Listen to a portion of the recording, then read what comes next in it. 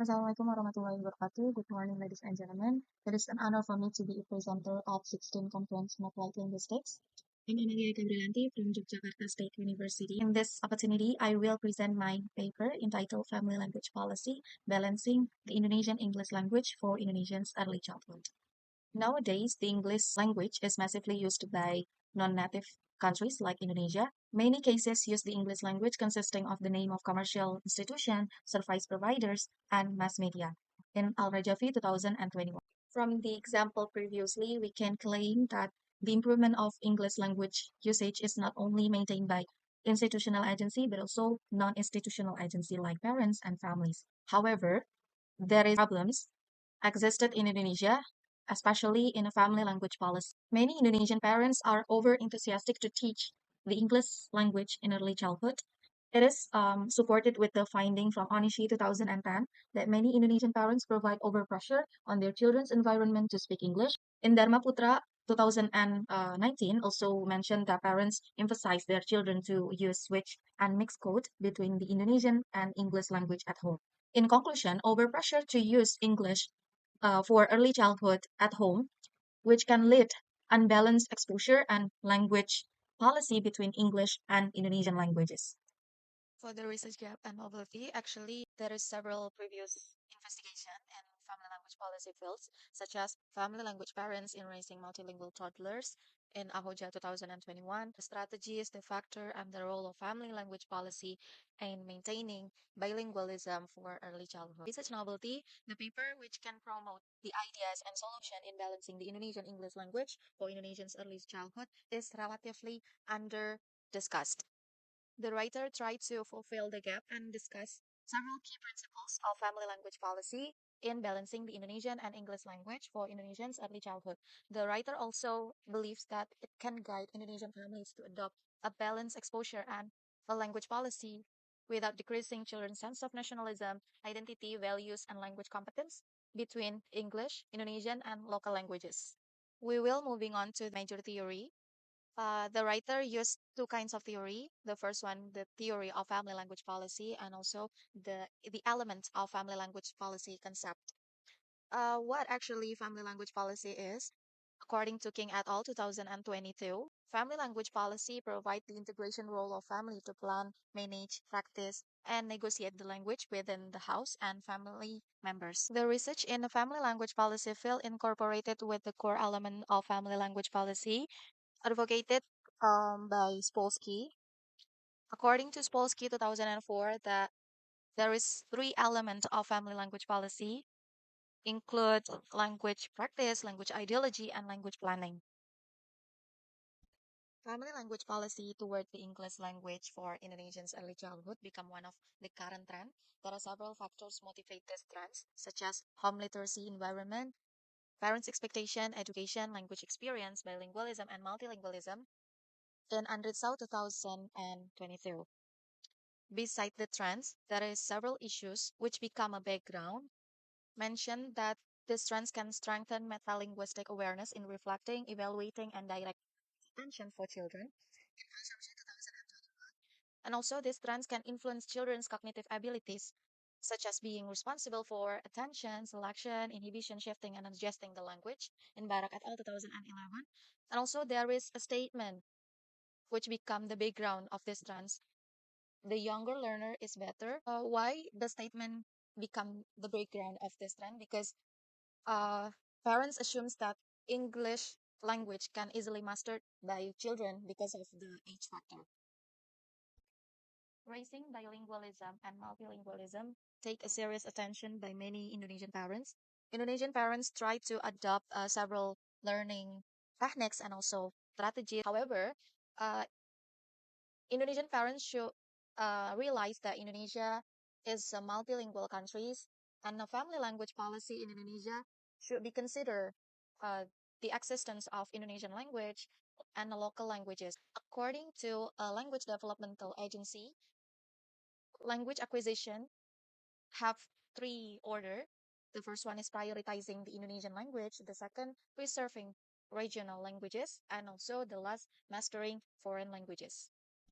In contrast, not a few Indonesian parents mentioned that the English language for early childhood is not always profitable. It is supported with the research from Indriani et al. 2021. She revealed that a few Indonesian parents worry about their children's competence towards social interaction due to they face language diversity from their family members and other people outside their family members. When raising early childhood for bilingualism or multilingualism, the values are essential as the core elements of FLP's language ideology. But what are the values to consider it? Ladies and gentlemen, values as the core elements in a family language policy.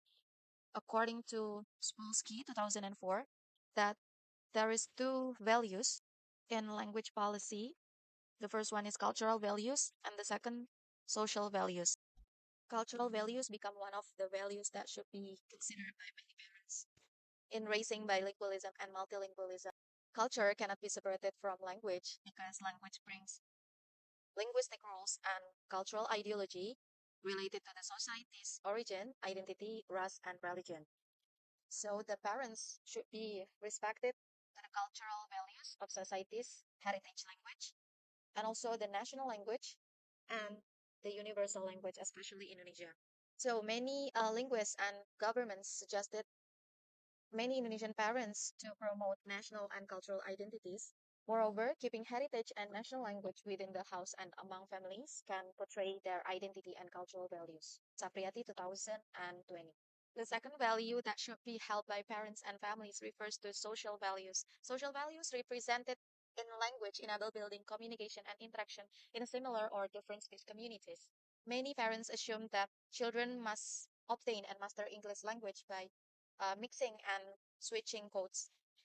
However, using language mixing and switching can eliminate positive attitudes unconsciously. Before raising bilingualism or multilingualism for early childhood, positive attitudes as the social values toward language is necessary. Indriana and Setiadi 2015 mentioned that many Indonesian parents should be held a positive social values in using language because being loyal and proud to use the Indonesian and heritage language. So reconsider such values. What can Indonesian parents and families do to make sure the values are balanced between Indonesian, local, and global languages in raising bilingualism for early childhood? To answer the previous question, the writer promotes the changes in balancing the cultural and social values between Indonesian, local, and global languages. Here are the five key principles as a practical example. The first one is being loyal to using national and local languages. Here, parents must have loyalty and pride toward Indonesian and local languages, which if a parents maintain local and Indonesian language, so unconsciously the cultural values and social values is acquired as the children's identity. Next, the second key principle is making the English language the first global language must be mastered.